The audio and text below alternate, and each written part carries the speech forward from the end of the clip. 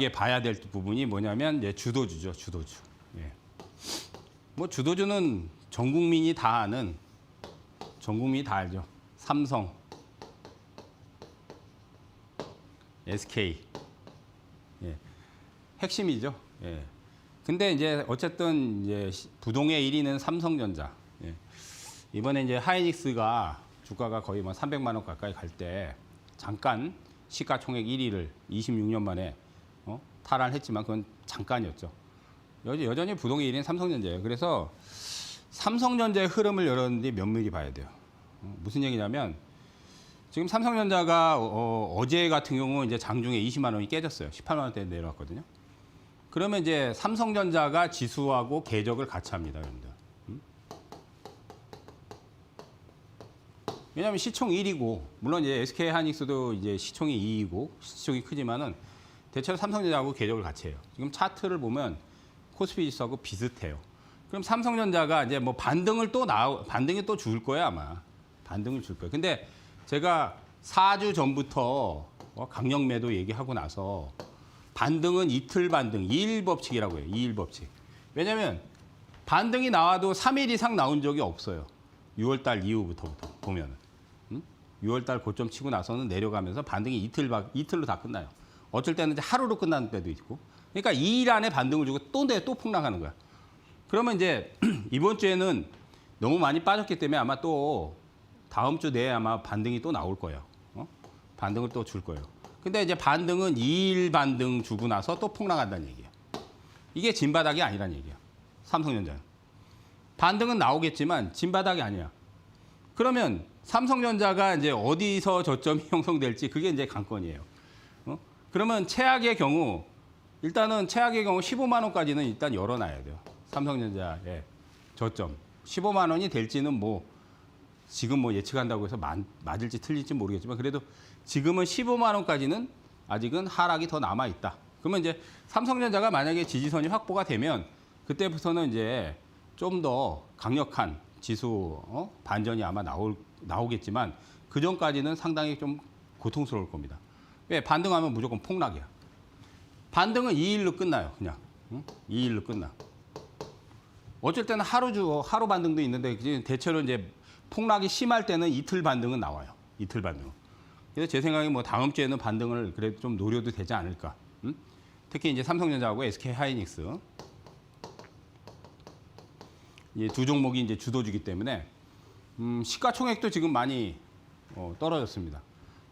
시총이 두 개 합해서 거의 이제 3,000조가 넘었었는데 하이닉스는 지금 1,000조가 깨졌죠, 그죠? 그리고 삼성은 아직 1,000조가 깨지진 않았어요. 1,100조대인가요? 어쨌든 삼성전자의 흐름을 여러분들이 잘 체크를 해야 되고 종합지수는 궤적을 거의 같이 하기 때문에 삼성전자를 보시면 돼요. 그러니까 삼성전자가 과연 바닥이 어디서 나올 건가? 요거를 체크를 하면서 얘기했듯이 거래량과 수급적인 부분, 그다음 기관 투자자들의 순매수 이런 부분이 굉장히 중요한 핵심 포인트가 될 겁니다. 그러니까 지금은 여러분들이 이제 지수가 떨어지는 부분은 어쩔 수가 없어요. 예. 이따가 PPT 강의 때 또 핵심적인 걸 얘기를 할 건데 이거는 사실 심리적인 부분이 커요. 투자 심리예요. 투심이라고 그러죠.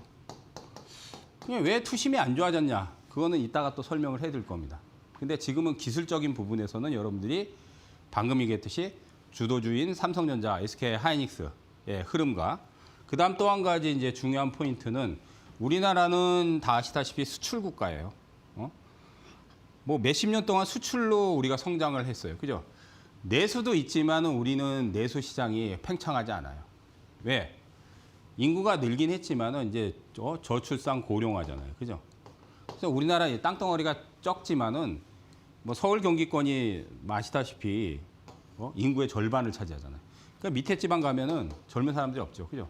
그러니까 우리나라 땅덩어리에서 사실 밑에 지방에 분산을 하면 저는 인구가 7천만에서 8천만 정도는 충분히 돼도 된다고 봐요. 그럼 소비가 많이 늘겠지만 인구가 오히려 이제는 출산율이 낮기 때문에 감소하는 추세가 항상 확실히 높거든요.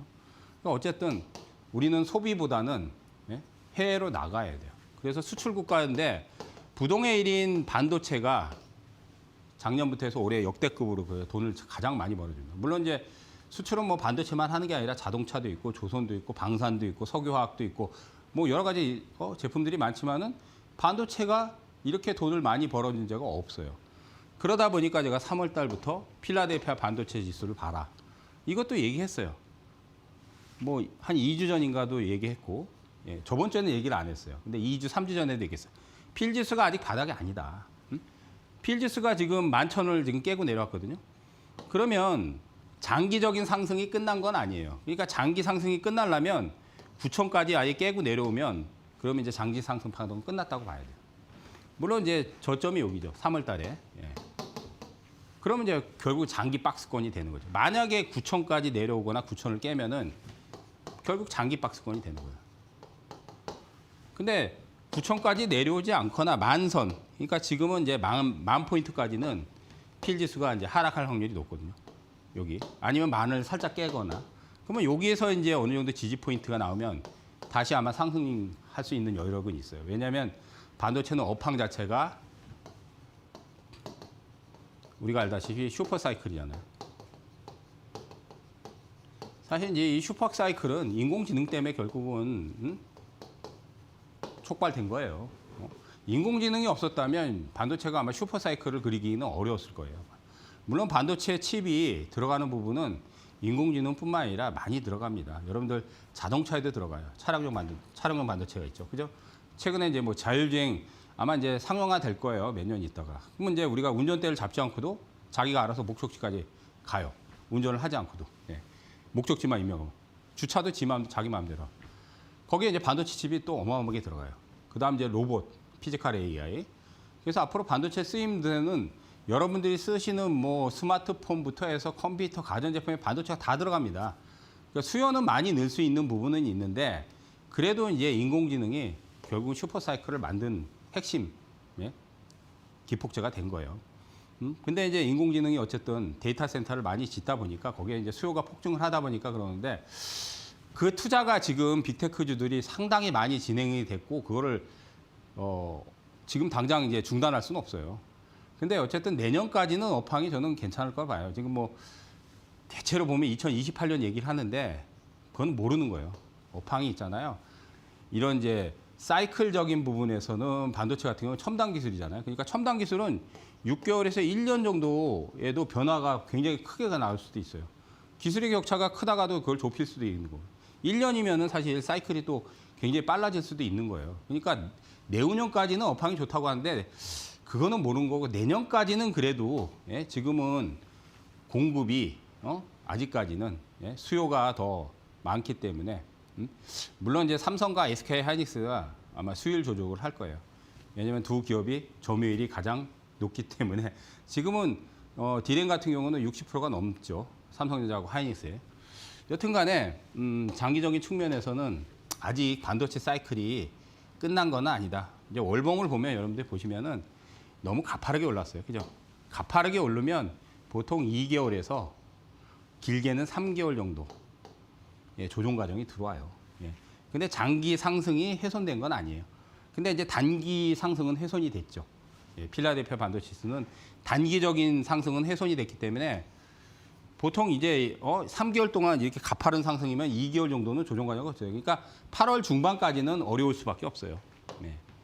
그러니까 이제 거기서 대안이 이제 조금 보면 시장에서 반도체 우리가 기승전 반도체인데 약간 이제 반도체에서 약간 눈을 다른 쪽으로도 돌리더라고요. 이제 아직까지는 확산 분위기는 안 나오지만 반도체 아닌 쪽으로도 이제 조금씩 아주 미세하게 그런 분위기가 이번 주에 좀 나오더라고요.